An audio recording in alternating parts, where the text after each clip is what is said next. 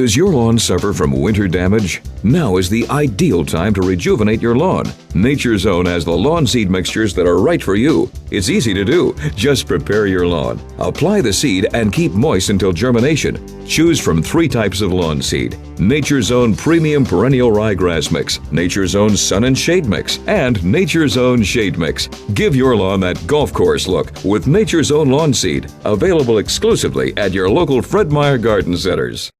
Slugs are a real problem in Northwest gardens, and if you garden, you probably know that. This is a clump of daylilies that I was dividing, and unfortunately I had not put any bait down, and you can see the damage that the slugs have done to this plant.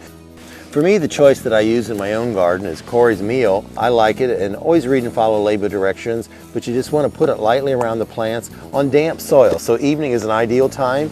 If you prefer not to use meal, there are pellets, and there's also Corey's Deadline. Look for the Meta label on all Corey's products. Moen Machinery prides itself on its history and their 60 years of doing business and serving the community. They welcome your business in providing the Moen Machinery tradition of excellence. Kubota tractors are designed for those who demand more. Whether you work in the backyard or the Back 40, there's a Kubota tractor that's just right for you. The staff at Moen Machinery has years of experience. Let their experts put you behind the wheel of a new Kubota tractor today. Moen Machinery, from the farm to the garden, your first stop for quality equipment. You can really live the difference at Willamette View, where whole person wellness for your body and mind is at the center of Portland's premier senior residence. Our just opened Wellness Center offers state-of-the-art fitness equipment, indoor pool, and programs for residents' mental and emotional well-being. You'll love our wellness lifestyle and the views from our landscaped acreage on the Willamette River. Discover the difference for yourself. Come see why Willamette View has more to offer.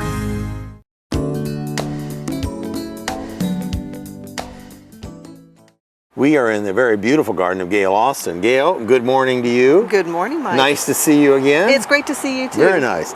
A lot of color already with the early blooming clematis. Yes, yes. Okay, let's talk about maybe the way this is growing first of all. Okay. This is, you have a fencing in here? It's fencing, right. It's a vinyl coated. It's coated with this green vinyl, so it's a wire fencing. All right, and just around this 4x4. 4x4. It's sunk in the ground in gravel. All right. And then this plant we're looking at right now, let's say if I'd seen this in January, how big would it be? You wouldn't see any of this growth. It would be maybe this tall. Way down to here? Yes. All right. Yes. Now, is this one that will rebloom? Yes. They that will. one will. It does for me, yes. All right. And this would be the fairly young flower coming out? That's right. All right. And the name of this is what? ASAO. ASAO. ASAO. Yes. Okay. Now, this would be an older flower, right? Yes, it's starting to fade. Or this one too. What do you do with them when they start to fade? I'll actually wait until most of them are gone, and then I'll cut them off. You cut, each stem? You go down to each stem? Sometimes I do cut each stem, depending upon the foliage and whether I've got buds up above. But usually I just take the plant down to where the bloom is. You're going to cut it back to about here? Yes. That'll be probably July, okay. Early July on this one. And then you get new growth and rebloom. That's right. All right. And then you have a blue one? Whoa, that's gorgeous down Yes, there. this is HF Young. All right. And it's the same type of clematis as ASAO, so I'll do the same with it. It'll come up, I'll cut it. Sometimes they're going to go out into the garden like this one's doing, and I just let them meander out. So why is there a reason you have two on this post at the same time? I have two on the post because I'm a plantaholic and I need the space. Well, that's a good reason.